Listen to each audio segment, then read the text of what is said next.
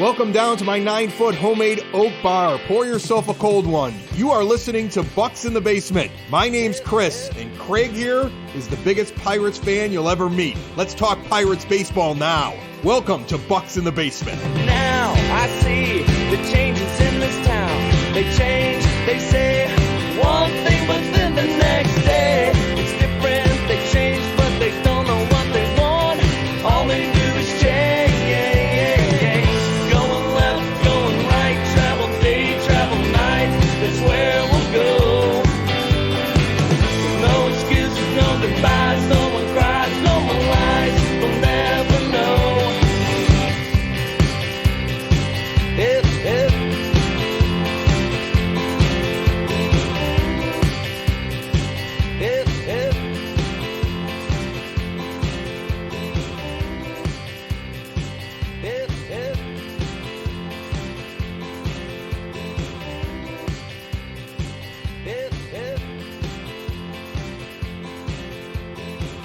Bucs in the Basement. My name's Chris. His name's Craig.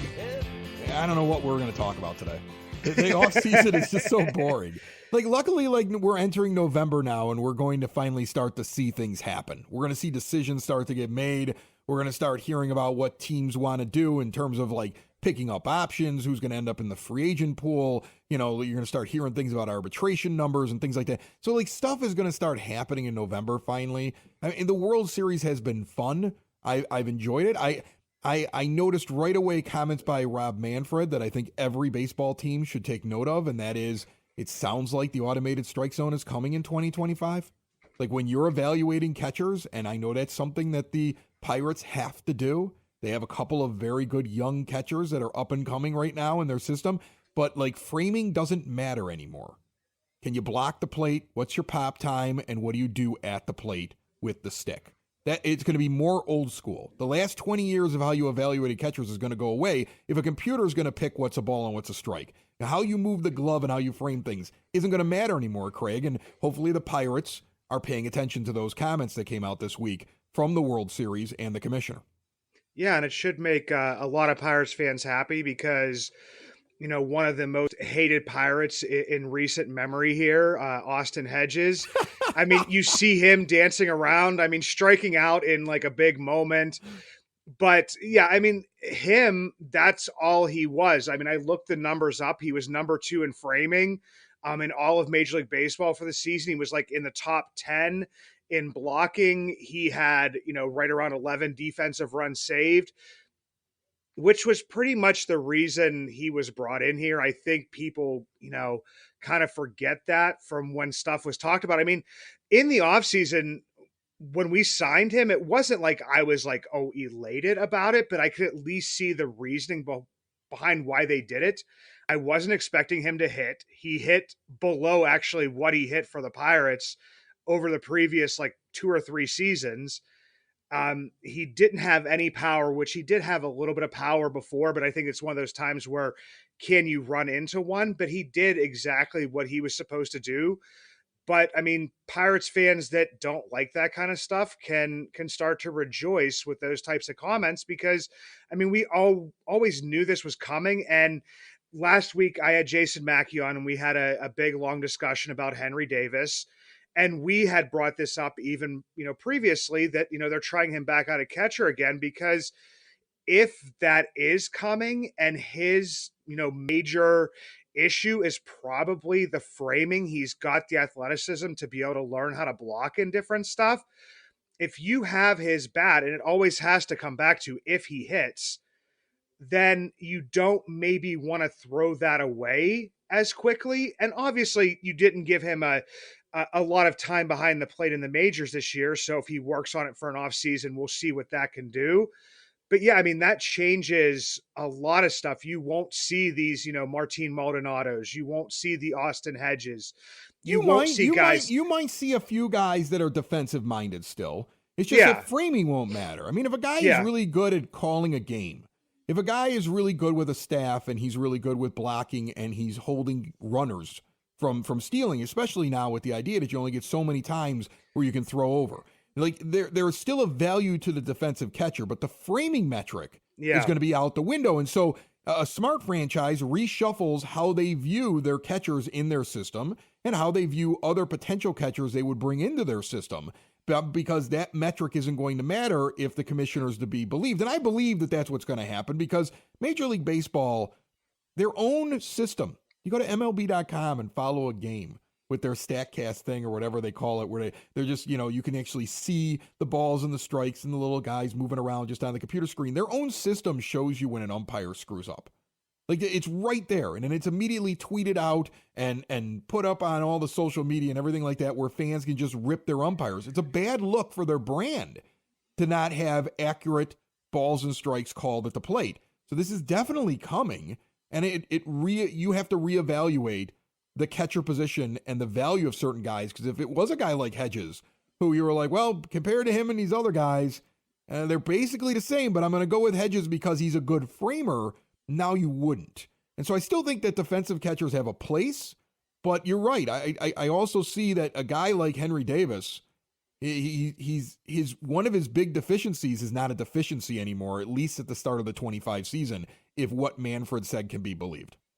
Yeah, and I think that, I kind of do believe it though, Chris, just because, it has come up through the minors now. It's in AAA already. They're using it out in the Arizona Fall League, and they're using that to kind of tweak it and everything. Because, in the beginning, everybody will know the ABS system was just like this block, and it was very similar to the block that we see on the TV that isn't always accurate for every player. But now it's based off of, we've seen like the old EA commercials where a guy gets the little things put on him and you can see like he actually makes the motions, for the players and different stuff. They can like bring a guy in, put him in a thing, show his stance, and it will, adjust to his body.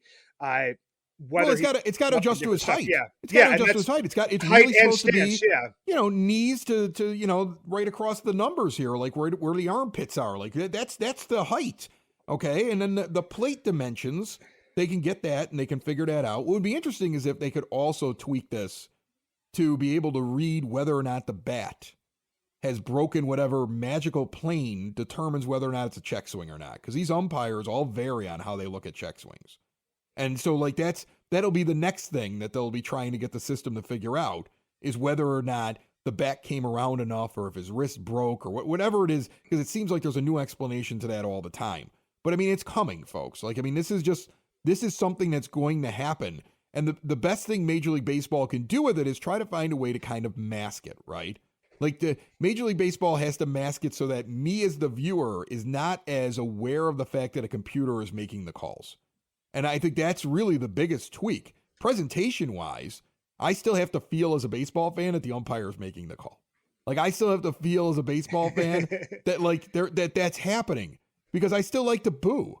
And when they call a guy out at a 3-2 pitch and I'm like, that was outside, I don't want to even listen to the fact that a computer figured it out. The computer's wrong. The umpire's wrong. Major League Baseball's wrong. I'm still going to be ticked off. So it's all about the presentation of it. Don't lose that. And I think that it'll be okay, and it'll be like a seamless thing, and people get used to it just like they've gotten used to the pitch clock. Because I got used to that as the season went on.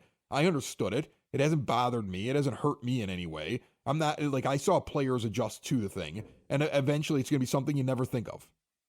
Yeah, and even Chris, the pitch clock has been coming into a decent amount of discussions, and not because of the negative aspect of gameplay, but it comes into something else that Rob Manfred brought up during his discussions, which was, the starting pitcher not having the presence within the game that the starting pitcher used to. And it kind of seems like wanting to go back to that. And I've heard some discussions about, how the pitch clock has affected, a pitcher's abilities, a pitcher's, that downtime to be able to, it's like the couple seconds to recoup and different stuff. And I think a lot of it still has to do with, velocity and the spin rates and different stuff like that. But that's, the pitch clock has kind of come in there. But yeah, the pitch clock I absolutely loved. It took a little bit to get used to it. I had seen it in the minor leagues before, so I had some, background to it, as to the fact that I can't get up to get a hot dog and a beer and expect to be back in my seat without missing at least, a couple seconds of the game It before changed the in-game experience, right? I Yeah. mean, it changed the pitch clock changed the in-game experience. It changed how you time out getting up from your seat. It changed, at what point in the game you're willing to move, run to the bathroom, whatever you're going to go and do because you know the game's moving quicker. It really changed the way that teams need to operate as well. Like there need to be more options moving up and down the aisles again. I think that all of Major League Baseball got to a point, especially when COVID hit, where it was like, oh, well, we can only use a credit card. Like Major League Baseball put that into place. They didn't want anybody using cash anymore. Her tipping of the people at the ballpark who are working hard for you. It created an instance where now you walk up to a counter sometimes and you're just getting a hot dog. Did you ever use to tip on a hot dog? You tipped on beers, right? Now they're trying to find a way to get you got to give 20% on a hot dog. I laugh at that. I'm like, when my kid goes and gets a Coke and he's 9 years old and he goes and gets a Coke, you think you should get $2 for it? I think like some of that stuff has become ridiculous all because of the last couple of years. And you've seen less vendors. Like you still see them, but there are actually, it feels like less of them because they've gone cashless. And they've got to figure out a way to fix that because people don't want to get out of their seats. And also, you would think the owners would be motivated to do that. The stadium operations would be motivated to find that because they've got to be losing money. These shorter games mean less beer sales. These shorter games mean, less in terms of food sales. Like when I used to go to a game with my dad, it was like, all right, we're going to eat at the beginning. And then in such and such inning, you get some nachos. And in such and such inning, you get yourself like your dessert. Like I would just be like, he knew I was going to ask for the thing. So he had like this marker in his brain. Well, now those innings come so quick that you're going to see a difference in eating habits and consumption habits and drinking habits and all those stuff. And it's got to affect, you would think, concessions inside of ballparks. So I think you're going to see these little tweaks happen inside ballparks from coast to coast after what they saw this year when they're now able to look at the data and be like, oh, look at this. Like, we're not doing so well on this anymore. This isn't working anymore. So the pitch clock is going to have like these repercussions that you're going to see kind of like rattle through like the in-game experience. But overall, I love the fact that I could go to a game, especially with the little kids, and be home at a reasonable time, right? Like I could take my 8-year-old to a night game and not feel like we were going to get home at close to midnight anymore. And it enhanced that experience. And I think long-term, you'll see more people come to the ballpark. You saw attendance already up. I think it's going to continue to climb. Yeah, I don't see anything wrong with that. I mean, especially, I have my youngest is just about to turn 7, and I don't think he actually sat down for an entire ball game in his life until this season. I think we even talked about last year on Father's Day, Jack Sawinski's like 3 home run game. I missed like 2 of them because I was constantly running places. Well, if there was action going on in the field, like he didn't want to go anywhere.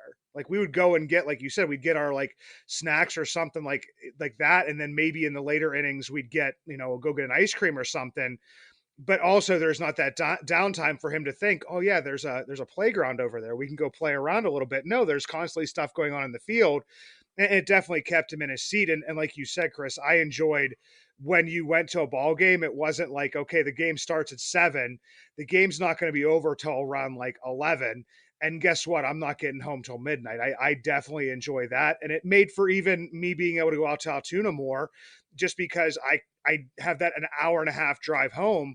If a game starts at 6, I mean, like I said, I wasn't usually getting home till midnight. Now I'm home by like 9:30. I absolutely loved it. So that part of it is good. And I actually think that, I don't know if it has any effect on the starting pitchers and different stuff like that as far as how long they go in games. I think that's a lame excuse by guys who want to explain why they weren't able to do what they had done in previous years, or they're just set in their ways. I think that, look, there were pitchers worked quickly years and years ago, and they had great success when they were doing it. And I'm sorry it gets in the way of your mechanical way, of getting the ball back, going through your routine, getting yourself ready. Learn something else, adjust to it, because the game is better. I mean, the 8-year-old, just like with your kids, totally into the game this year, as opposed to when he would go to games in previous years. The one that really stands out to me is my 15-year-old hockey player.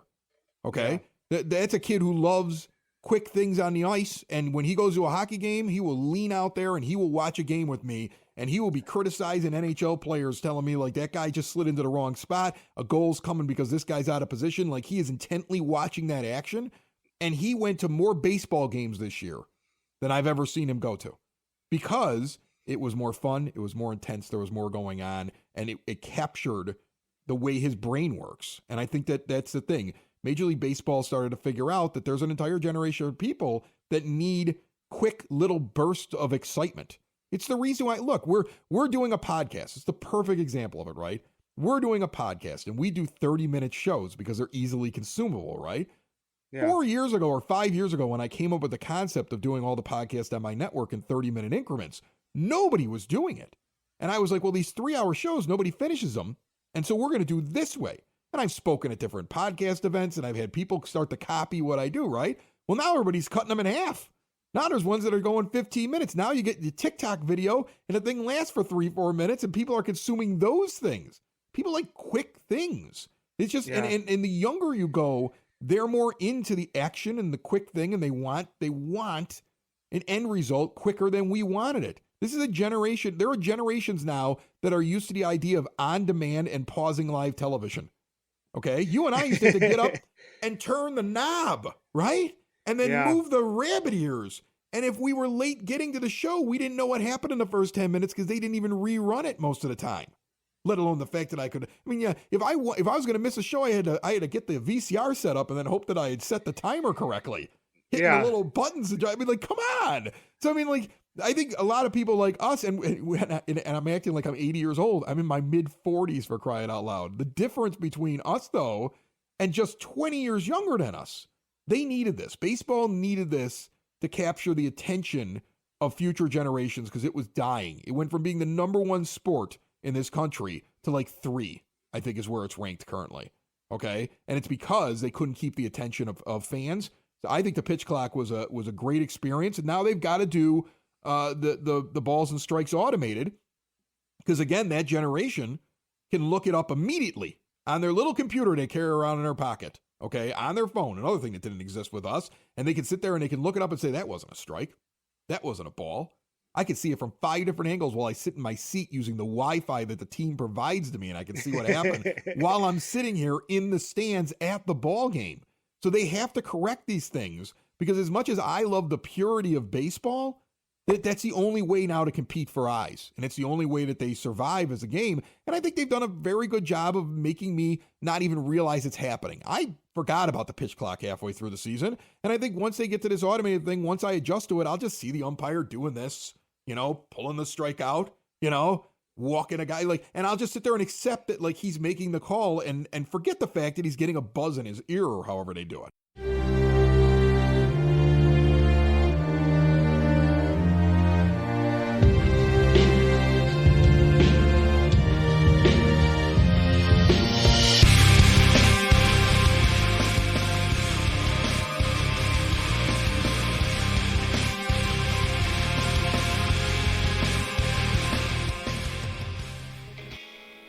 If you ever see me out and about in Pittsburgh, you will always recognize me, and not just because of the white beard, but also because the Y that is always on top of my head, the hat I always wear. The Yins brand, proud partners with Bucs in the Basement. 3 dynasties, 1 brand, Yins. Finally, 1 brand to rep all black and gold. Follow @ShopYins for new merch drops and giveaways. Order online at www.shopyins, the emphasis on the 2 Z's, high quality comfort, lightweight materials, a new modern look for the black and gold, made for Yins, by a Yinzer. Even if you look back to when we were younger, Chris, I mean, you were talking about the pitchers, I mean, like a Greg Maddux or Randy Johnson, a John Smoltz, like all these guys that are, still around the game and still talking, I mean, they were delivering the ball in 10, 15 seconds. I mean, it was like rapid fire. And a lot of those guys, I mean, some of them did have injuries, but a lot of them didn't. But it was also when we got into the game was in a faster paced game. And we just we went along with the fact that it was longer as we got older. I think part of it was because the ball game became like an event. Yankees Red Sox turned it into it. Yankees and Red Sox, when ESPN started covering those games and they became 4-hour things in the postseason, started making us think that was normal. And it wasn't normal. It was awful, right? Yeah. It was excruciating. Who has the time for that? And let's be honest, I think that the media encouraged it to get longer because you could sell more commercial ad time. Think about what baseball gave up here to get the pitch clock going. I know this is so far off of what we were going to talk about today, but we're on a roll here. And it's the offseason, so who cares? But think about what Major League Baseball gave up. They gave up commercial ad time in game because the game was moving faster. They shortened the amount of time between innings, giving up commercial ad time in between innings as well. There's less pauses to the action. They gave up commercial ad time during that as well. They gave up money. They gave up money they were used to bringing in and reduced the amount of commercial ad time that they were able to put in between things because they shortened what was going on in the game. They gave up concessions. There's a lot of money that was given up to quicken the game to convince 32 Major League Baseball. I mean, think about this. When we just had the most recent labor thing, how hard it was to just get enough of them on board to vote for something. And they were able to convince all of them, most of which have some share in one of these regional sports networks where they're making that money, where they're getting a direct impact to what they can sell. And they were able to convince them all that it was better for them to give up money now because it was going to strengthen the game. The billionaires are billionaires because they understand how to make money. And so they knew that the better path was to go this way. And that's why they're touting. We have more people in the stands. We have more interest. Long term, we'll make more money. And that's what they're going to end up doing off of this entire thing. And it's benefited everybody except for surly baseball pitchers that don't like being rushed and are looking for an excuse as to why all of a sudden they're giving up more home runs than they used to. And it can't be because they've gotten old, right? It can't be because they're off. I mean, because that never happened before. It never happened where a really good baseball pitcher came in and had an off year. That never happened in baseball before. It happened all the time. Yeah. But it's easy, low-hanging fruit to blame the pitch clock on the entire thing. That's what it is. And it'll be easy, low-hanging fruit to blame the computers. You're going to have pitchers sitting there saying that was always called a strike. No, I don't think it was. And if it was called a strike, they were wrong. You benefited from good framing. You benefited from the shape of your pitch. That's been like the new thing over the last few years. You got pitching coaches that talk about the shape of the pitch.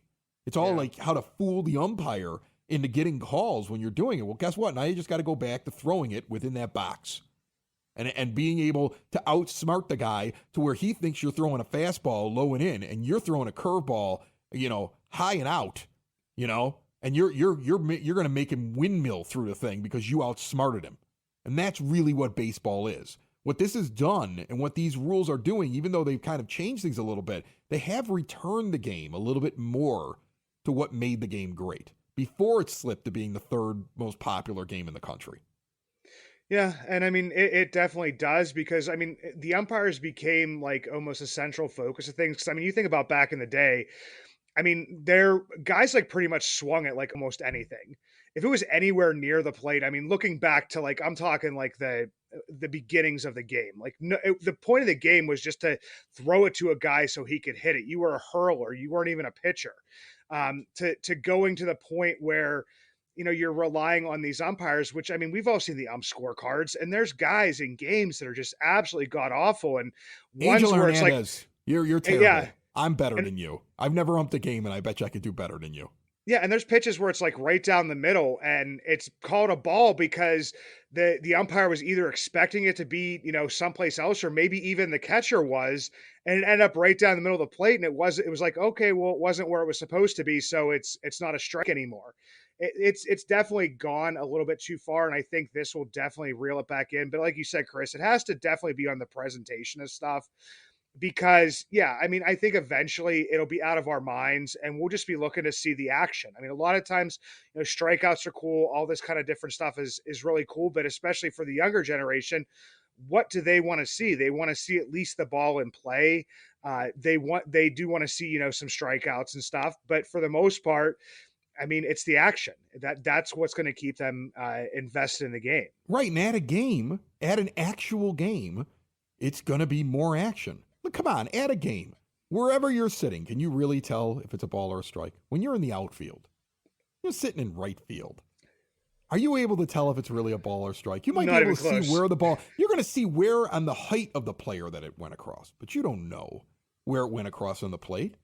And, and so like, that's the thing. Like now you're just going to see the strikes and the balls just kind of pop up on the screen. You're going to see the umpire indicating it as it's happening, and you're going to sit there and go, okay, it's 3-2 now. You know, you're not going to question very much. Like people are going to boo still. They're going to be upset about things. But now on a check swing, like if they were able to figure out what a check swing was with a computer, it'd be amazing. Because now on a check swing, you'd be booing more at the player for going around on that terrible pitch. You know, Yeah. like that's what you'd be doing. You'd be like, what were you doing, right? Like it's not going to change the atmosphere in the game, and things are just going to kind of cruise along. I think it'd be a lot more, the gameplay is going to be better. You know, I mean, I get the purest idea of doing things. I understand it. All right. But, you know, at this point, with all this technology, everybody can see on the screen the little box and whether or not the ball falls in there. So why not have the box that's actually keeping the balls and the strikes sitting on the little screen, and now you're seeing what the computer sees, and you're just moving through and watching the actual gameplay, watching the gamesmanship between the pitcher and the batter as he's selecting his pitches and how he's going to go after him, rather than sitting there going, I don't know, that was a terrible call on the second pitch of the at-bat, and you're obsessing over it and you're missing what's going on in the actual game. Yeah, and the other piece is, I mean, I remember when people were upset about, you know, the instant replay and stuff in baseball and said it was going to ruin the game. But I mean, I think now a lot of people have just like, I just kind of accept that it's part of the game. Like, so, oh man, that was a bang bang play. Let's see if he was actually out and the call was going to be right. So I mean, yeah, there's stuff that I mean, I think as fans we kind of get upset about in the beginning. The purist in us wants to see it stay the same, but in essence, once it changes and it gets going, if you enjoy the game, you just kind of move along and say, okay, this is something that happens now in the game. The only thing that I hate about the instant replay is that when they get it wrong, when you've got 12 camera angles and New York gets it wrong, that's a real problem. Like they screwed up that rule in the ALCS, where with the Astros and the Rangers, Jose Abreu gets a ground ball, and runs over and tries to put a tag on, and he hits batting gloves, right? Yeah. Well, the rule says that the equipment doesn't matter if it's not actually in use. The gloves weren't on his hands. Yeah. But the interpretation in New York was that it was equipment, so it counts because he touched it. But when you actually read the rule, it isn't, right? Like, get it right. Like, I don't expect the umpire on the field to remember Rule 47, subset E, Section 12, updated 3 years ago in a meeting of some owners. You know, like, I mean, like he should, but he's going to make mistakes, right?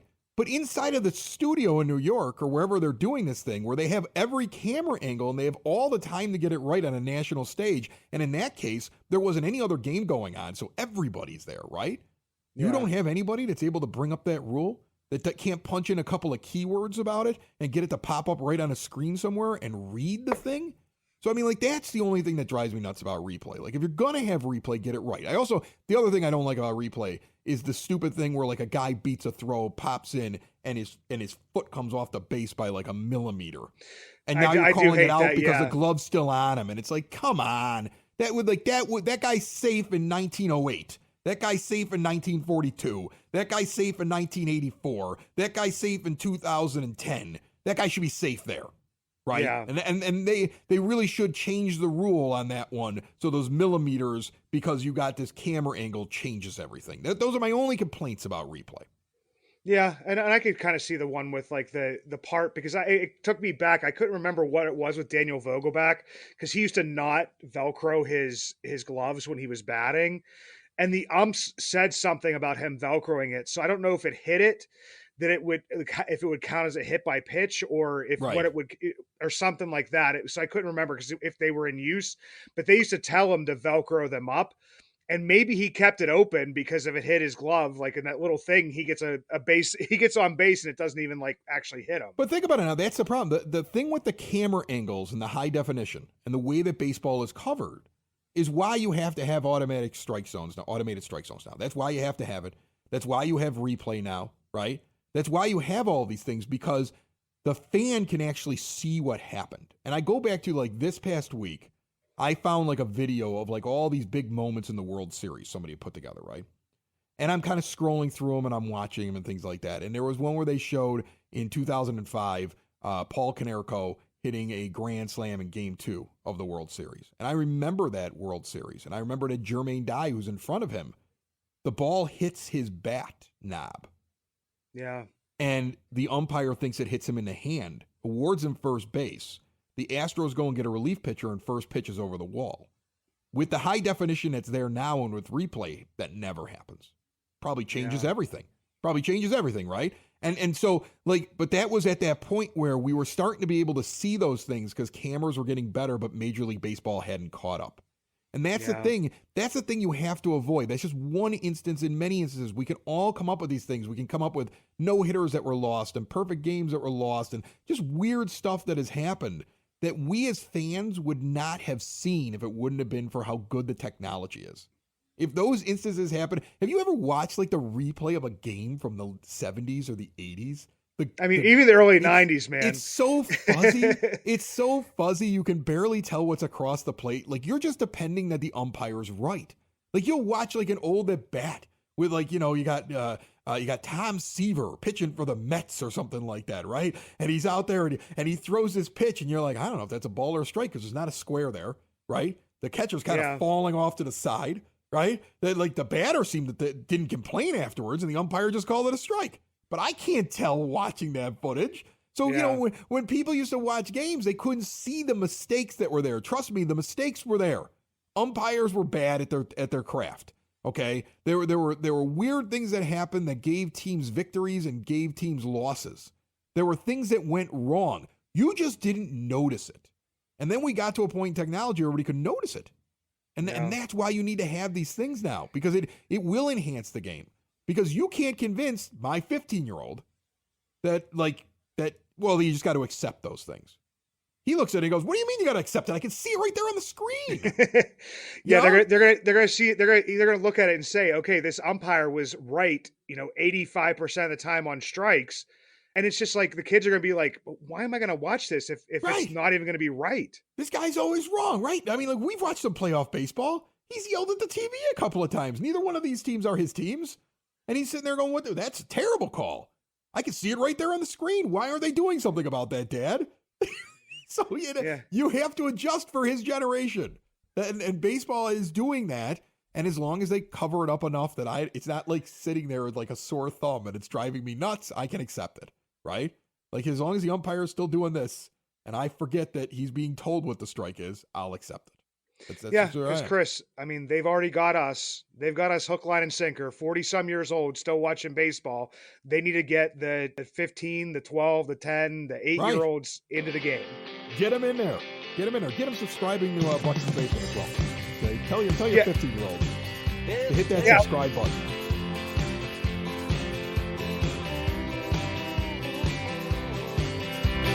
Now I see the changes in this town. They change, they say one thing, but then